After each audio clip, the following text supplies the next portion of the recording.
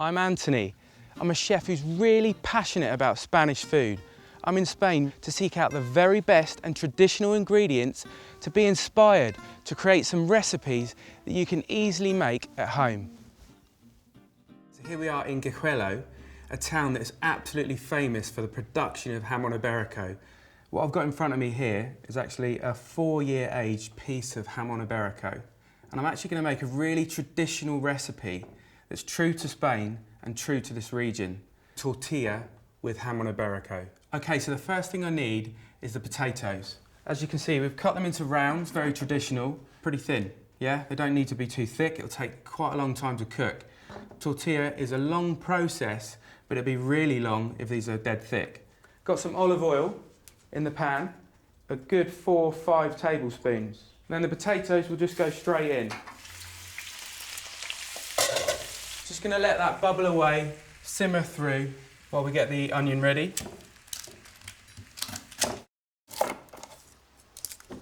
Okay, so we'll just chop this into rough slices. That's probably enough. The onion's going to add some sweetness to this lovely tortilla. And they just go in, like so. Bit of salt, a little bit of black pepper. Tortilla was one of the first dishes that I made when I got into Spanish food. And it's so iconic and I absolutely love it. And I think once you've got, the 3 main ingredients, you can then play around with other little gems. So for instance, the bellota is going to give it lots of smokiness, lots of nuttiness. The next jamon iberico bellota, this, as you can see, is naturally fatty. I'm going to pop this in the pan and dry fry it. The fat will come out, which is beautiful. It should crisp up really well. We don't need olive oil for this. Okay, we're just going to put a couple of handfuls of this beautiful jamon iberico bellota. Okay, so this is going to tell me when it's ready. It'll be crispy golden and the fat will have been released. Just going to stir the potato and the onion, just to make sure that the olive oil's coating all of the potato and the onion. So next ingredient, piquillo peppers. These are actually from Navarra. Really smoky, so probably 4 or 5 of those. Okay, so we're just going to roughly chop these. The great thing about Spanish food for me is the kind of rustled up, not dressed up kind of feel about it. It's not too fussy. Certainly when you get really regional in places like this, Salamanca, it's about the great produce. It's about the colours, the textures. It's about love. And that's the thing about Spanish cookery for me, and I think that's probably why I fell in love with it. And then we just need some parsley, quite a bit. Just take those stalks off. Again, roughly chop through. So potatoes and onions are nearly ready. Again, there's no colour in there. A great kind of chef's term, cook without colour. But it's true, you don't want this to be brown. You want these onions to be really soft, really translucent. So they're nearly there, maybe another 5 minutes. Okay, next, eggs. 1, 2, 3. So that's 8 eggs, a little bit of salt, and we'll just give these a whisk. Piquillo peppers in, and the parsley. This is ready now, all the fat's come out, which is lovely. These are done. Absolutely gorgeous. Look at that. Soft onions, potatoes, perfect. In they go, just going to drain them off. So I'll let that cool for about 2 minutes max. Nearly at the end of this recipe, lemon. Just want a little bit of zest. Really freshens up this recipe.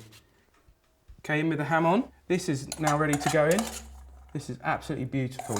All the fat's gone out. I can smell how nutty that is. It's just delicious. Just going to pop all of those in, the whole lot. Absolutely gorgeous. And then this process is literally just folding it through. We don't want to break up these potatoes. It's okay if they sort of break a little bit, but you still want to see the potato in the tortilla itself. Make sure that you mix it through really well and that it's not too hot. You can see a little bit of smoke coming off. It's warm, but it's not piping hot. If it was piping hot, the eggs would start to cook. And we don't want that. It's not about scrambled eggs, it's about a slow cooked omelette. A little bit of sea salt, a little bit of black pepper. Same pan that we used for the bellota. Just going to drop in some of that oil that we had left over from cooking the potatoes and the onion. Okay, so the heat in this pan is on medium. It's really important when making tortilla that you cook it slowly. And we're just going to carefully drop this mixture in.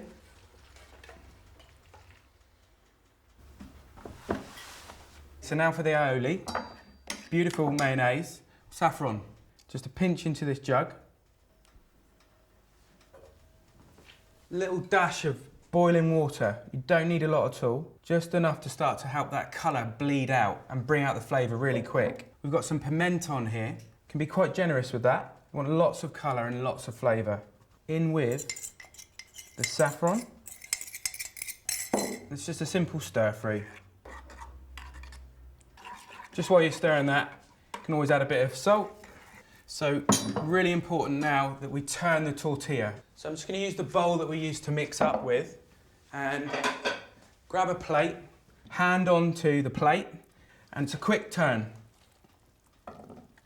And then back into the pan, back onto the heat. So traditionally, Spanish tortilla is cooked maybe 2 or 4 times in terms of the flip over. It's okay to flip it once, just like I have. Okay, so the tortilla is ready now, and we'll turn it out. Just going to cut a lovely wedge. A little bit of this aioli. I just love popping it on top like that. Nice and simple. Absolutely beautiful. Got the softness coming through from the saffron, just enough to kick through. It's kind of a golden, kind of fragrant flavour. But what's jumping out right now is the jamon bellota.